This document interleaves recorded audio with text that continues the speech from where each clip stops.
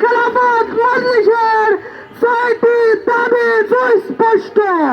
আজকে থেকে ১ বছর পূর্বে আমরা স্বৈরাচারী শেখ হাসিনার পতন নিশ্চিত করেছিলাম একটি স্বাধীন, সার্বভৌম, অবাধ, নিরপেক্ষ এবং জবাবদিহিতামূলক রাষ্ট্র নির্মাণের দাবিতে।